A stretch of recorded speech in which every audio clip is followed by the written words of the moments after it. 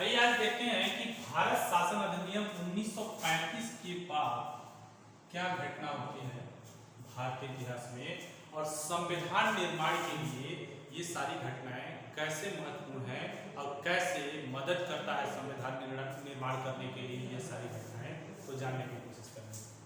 तो देखिए 1935 का अधिनियम जब भारत में आया तो आप जानते हैं कि भारतीयों के द्वारा विरोध किया जाना शुरू हो चुका है। ऐसे में आप देखेंगे 1935 के बाद क्या क्या घटनाएं होंगी और अंग्रेज क्या कदम उठाएंगे उसका दमन करने के लिए, ये सब बातों का डिस्कशन आज के क्लास में हम लोग करेंगे। तो देखिए 1935 के बाद भारतीय जो है एक तरफ है भारतीय और एक तरफ है ब्रिटेन की सरकार। अब देखिए भारतीय क्या कर रहे हैं और ब्रिटेन की सरकार क्या कर रही है, उन दोनों को समझना जरूरी है। भारतीय कह रहे हैं कि हमें चाहिए स्वतंत्रता और एक संविधान सभा। भारतीयों की डिमांड है कि हमें स्वतंत्रता चाहिए और एक संविधान सभा का निर्माण किया जाना चाहिए और संविधान सभा में भारतीयों के द्वारा संविधान का निर्माण किया जाएगा जिसकी वजह से देश में लोकतंत्र की स्थापना की जाएगी।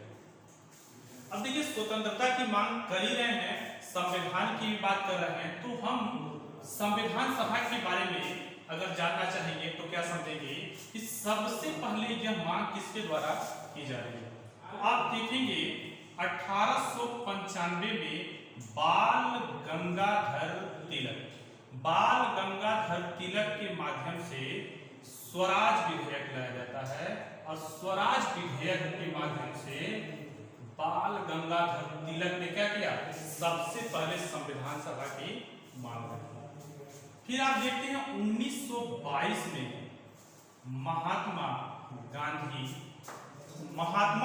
ने हरिजन पत्रिका के माध्यम से हरिजन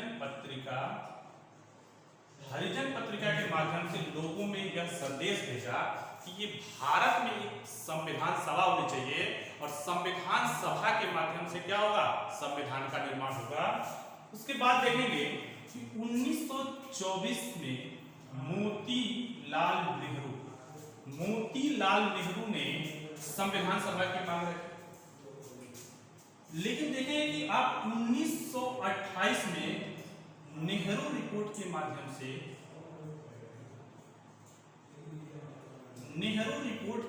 से भारतीयों द्वारा पहली बार संविधान बनाए जाने का प्रयास किया गया और यह पहल किया गया कि हम संविधान बनाएंगे। देखेंगे आप कि कांग्रेस अधिवेशन में भी समय समय पे मांग किया जा रहा है कि भारत में एक संविधान सभा का निर्माण किया जाना चाहिए। वहीं देखेंगे आप 1934 में एम एन राय नामक एक व्यक्ति हैं जो साम्यवादी नेता हैं, वो भी भारतीय संविधान के निर्माण के लिए संविधान सभा की मांग कर रहे हैं। अब ऐसे में आपको यह समझना होगा कि जब भारतीय संविधान सभा की मांग कर रहे हैं और देश में एक तरफ स्वतंत्रता के लिए भी आंदोलन हो रहा है, तो ब्रिटिश गवर्नमेंट क्या कदम उठा रही है इसको भी जानना जरूरी है। देखिए आप देख रहे हैं कि ब्रिटेन की गवर्नमेंट 1935 तक अधिनियम ला चुकी है। अब 1935 के बाद ब्रिटेन की गवर्नमेंट क्या करेगी कि 1937 में प्रांतीय चुनाव और प्रांतीय चुनाव के माध्यम से भारतीयों को उलझाने की कोशिश करेगी। लॉर्ड लिनलिथगो की यह रणनीति होती है कि जो क्षेत्रीय नेता हैं जो राष्ट्रवाद की भावना लेकर के कहीं ना कहीं आंदोलन कर रहे हैं और भारत को स्वतंत्र कराने की मांग कर रहे हैं, उनको क्या किया जाए कि प्रांतीय सरकारों में उलझा करके और उनको कहीं ना कहीं क्षेत्रीय नेता के रूप में आगे बढ़ाया जाए और जब वो सत्ता पे आ जाएंगे तो वो क्या करेंगे, वो जब सत्ता पे आ जाएंगे तो वो कहीं ना कहीं जो राष्ट्रवाद की भावना लेकर के आंदोलन कर रहे हैं उनका आंदोलन कम हो जाएगा और सत्ता पे कैसे बने रहे वो उसके बारे में सोचना शुरू कर देंगे। तो 1937 में प्रांतीय चुनाव कराने की घोषणा कर दी जा रही है ब्रिटेन की सरकार द्वारा। अब समझना ये होगा कि जो ब्रिटेन की गवर्नमेंट के द्वारा ये घोषणा किया जाएगा तो भारतीय क्या सोचेंगे। देखिए भारतीयों में कांग्रेस क्या सोचती है, तो कांग्रेस कह रही है, कांग्रेस में गरम दल कह रहा है कि हमें इसका बहिष्कार किया जाना चाहिए। वहीं एक नरम दल है, तो नरम दल कह रहा है कि नहीं, हमें इसमें भाग लेना चाहिए और भाग लेकर के सरकार बना करके कहीं ना कहीं भारतीयों का जो शोषण है उसको रोका जाना चाहिए। अब देखिए उस समय के तात्कालिक बड़े नेता हैं महात्मा गांधी। तो महात्मा गांधी क्या सोच रहे हैं यह भी जानना जरूरी है। महात्मा गांधी कह रहे हैं कि जो कांग्रेस के नरम दल वाले लोग हैं वो गलत सोच रहे हैं और गरम दल वाले सही सोच रहे हैं। तो कहीं ना कहीं वो भी नकारते हैं कि प्रांतीय सरकार में कांग्रेस को भागीदार नहीं बनना चाहिए, भूमिका नहीं अदा करना चाहिए और कहीं ना कहीं कहते हैं इसको डिनाई करना चाहिए। लेकिन कुछ दिनों बाद गांधी का विचार बदलता है और वो कहते हैं कि कांग्रेस को भी इसमें भाग लेना चाहिए। तो गांधी भी कहीं ना कहीं क्या कर देते हैं, इसको सपोर्ट कर देते हैं। उसके बाद होगा क्या कि 11 राज्यों में 1585 सीटों के लिए चुनाव होगा, जिसमें कांग्रेस 700 के आसपास सीट जीत करके 5 राज्यों में सरकार बना लेती है पूर्ण रूप से। 5 राज्यों में जब सरकार बना लेगी तो आपको देखना होगा कि कभी कभी एग्जाम में आता है आपके क्वेश्चन ये कौन कौन से राज्य हैं, तो आपको देखना होगा एक तो बंबई क्षेत्र था, मद्रास क्षेत्र था, उड़ीसा था, बिहार था, संयुक्त प्रांत मध्य प्रांत वाला क्षेत्र था, जिसमें देखेंगे कि गोविंद बल्लभ पंत को यहाँ मुख्यमंत्री बना दिया जाता है। उसमें और देखेंगे कि सी राजगोपालाचारी को मद्रास वाले क्षेत्र में बना दिया जाता है। हिस्ट्री इसका देखेंगे तो आपको डिटेल में और पढ़ना होगा और आपको क्वेश्चन तैयार करना होगा, नोटबुक में लिखना होगा, ताकि एग्जाम में जब इससे क्वेश्चन बने तो आप आसानी से टैकल कर सकें। अब समझने की कोशिश करिए कि जब 11 राज्यों में से 5 राज्यों में कांग्रेस की सरकार बन जाती है तो कहीं ना कहीं भारतीय राष्ट्रीय कांग्रेस प्रांतीय सत्ता पे आप देखेंगे तो कहीं ना कहीं इसका बाहुल्य हो जाता है और ये मेजोरिटी में आ जाती है और भारतीय राष्ट्रीय कांग्रेस के द्वारा क्या किया जाता है, सारी की सारी पॉलिसी इंप्लीमेंट की जाती है। लेकिन कुछ दिनों बाद एक घटना होती है और घटना क्या होता है, आप देखेंगे कि 1939 तक सेकेंड वर्ल्ड वॉर शुरू हो चुका है और सेकेंड वर्ल्ड वॉर जब शुरू हो चुका है तो सेकेंड वर्ल्ड वॉर में क्या किया जाएगा, एक तो सेकेंड वर्ल्ड वॉर में भारतीयों को भेज दिया जाएगा और भारतीयों को जब भेजा जाएगा तो भारतीय राष्ट्रीय कांग्रेस से अनुमति नहीं ले जाएगी। अब भारतीयों को जब भेज दिया गया बिना अनुमति के सेकेंड वर्ल्ड वॉर में, इससे भारतीय राष्ट्रीय कांग्रेस में क्या हो गया, कहीं ना कहीं असंतुष्टि फैल गई।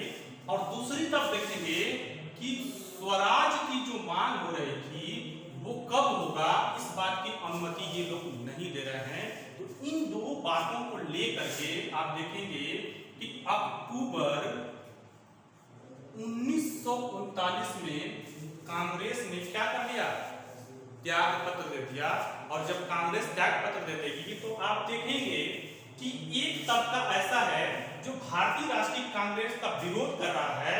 तो आप देखेंगे कि 22 दिसंबर 1939 को क्या होता है कि मुस्लिम लीग के द्वारा मुक्ति दिवस मनाया जाता है। मुस्लिम लीग के द्वारा मुक्ति दिवस मनाया जाता है। जब मुस्लिम लीग के द्वारा मुक्ति दिवस मनाया जाएगा उसी समय डॉक्टर भीमराव अंबेडकर भी मुस्लिम लीग को सपोर्ट करते हैं और उनको भी लगता है कहीं ना कहीं कांग्रेस से क्या हो गया, मुक्ति मिल गया। तो अभी तक की जो बातें हैं यह है कि 1935 से लेकर 1939 के बीच में भारतीयों के द्वारा क्या मांग की गई, और फिर देखेंगे कि अंग्रेजों के द्वारा क्या कदम उठाया गया, और उसके बाद देखेंगे कि भारतीयों ने क्या कदम उठाया। तो इन सब बातों को समझेंगे। फिर समझेंगे कि 1939 में जब कांग्रेस द्वारा त्यागपत्र दे दिया जाएगा तो अगला कदम देखेंगे कि क्या होगा भारतीयों का, और अगला कदम देखेंगे कि क्या होगा अंग्रेजों का। अब समझने की कोशिश करिएगा कि अंग्रेज क्या करेंगे।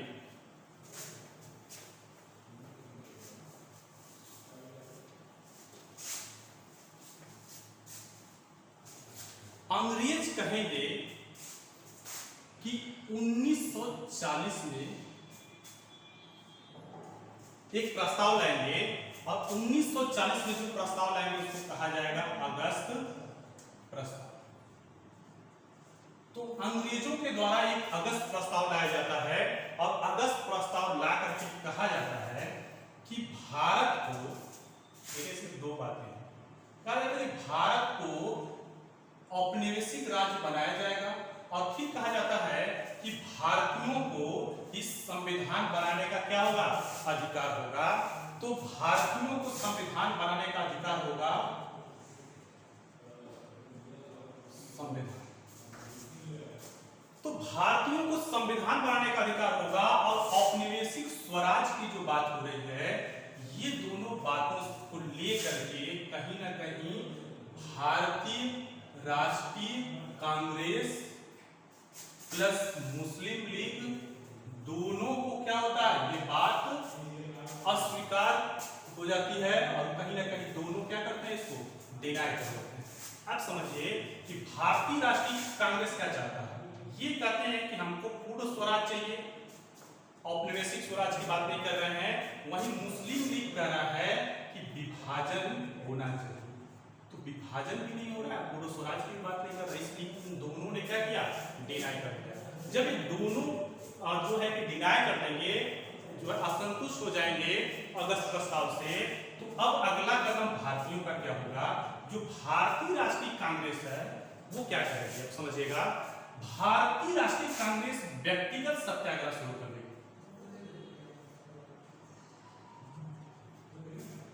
व्यक्तिगत सत्याग्रह देखेंगे 1940 में शुरू हो जाएगा, और ये शुरू होगा महाराष्ट्र से। महाराष्ट्र से जब शुरू होगा तो आप देखेंगे कि पहले सत्याग्रही होंगे विनोबा भावे, और दूसरे होंगे जवाहरलाल नेहरू। ठीक है, तो व्यक्तिगत सत्याग्रह जब शुरू हो जाएगा और अगस्त प्रस्ताव फेल हो जाएगा, तो ऐसे में अब ब्रिटेन की गवर्नमेंट को फिर एक कदम उठाना पड़ेगा। अब ब्रिटेन की गवर्नमेंट का जो अगला कदम होगा वो होगा 1942 में। देखिए 1942 में क्या होता है, इस सेकेंड वर्ल्ड वॉर चल रहा है, और वैसे में देखिए कि जापान जो है कहीं ना कहीं मजबूत होता दिख रहा था। तो चीन ऑस्ट्रेलिया और यूएसए ब्रिटेन से यह आग्रह करते हैं कि आपको भारतीयों की स्वतंत्रता की मांग मान लेनी चाहिए और उनको स्वतंत्रता प्रदान करनी चाहिए। तो देखिए ब्रिटेन में उस समय प्रधानमंत्री रहते हैं चर्चिल। चर्चिल साहब क्या करते हैं कि एक क्रिप्स मिशन भारत भेजते हैं। क्रिप्स मिशन भारत भेजा जाएगा 1942 में। अब क्रिप्स मिशन के माध्यम से भारतीयों से बात करने की कोशिश की जाएगी, और बात करने की कोशिश में देखेंगे तो एक तरफ तो एक मिशन है और दूसरी तरफ देखेंगे बात कौन कर रहे हैं, तो जवाहरलाल नेहरू और मौलाना आजाद। तो मौलाना आजाद और जवाहरलाल नेहरू के साथ जो है कि वार्ता हो रही है क्रिप्स मिशन की, और जब क्रिप्स मिशन की बात होगी तो वहां पे भी कहा जाएगा कि संविधान तो बनेगा लेकिन युद्ध होने के बाद। संविधान बनेगा युद्ध के बाद। और दूसरी बात कही जाएगी कि संविधान युद्ध के बाद तो बन जाएगा, और दूसरा जो एक मुद्दा होगा जिसको लेकर के भारतीयों में रोष उत्पन्न होगा वो ये होगा कि भारत कब स्वतंत्र होगा। तो स्वतंत्रता का जो डेट होगा, जो दिनांक होगा, वो कहीं ना कहीं निर्धारित नहीं होगा। तो भारतीयों को इन दोनों बातों को लेकर के क्या होगा, असंतुष्टि होगी।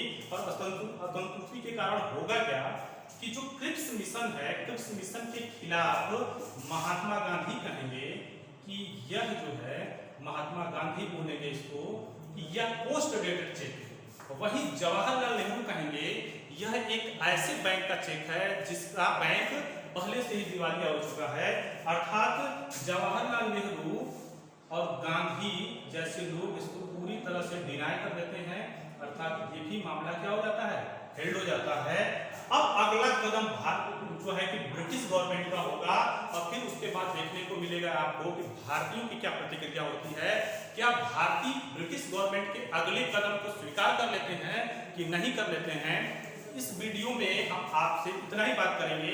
अगले वीडियो में जब आपसे मिलेंगे तो हम बात करेंगे कि अगला जो ब्रिटिश गवर्नमेंट का प्रावधान होगा वो कैसा होगा, और फिर हम देखेंगे कि उसमें क्या क्या जो है क्वेश्चन आपके एग्जाम में बन सकते हैं, तो उसको भी समझने की कोशिश करेंगे। तो आज की वीडियो में इतना ही।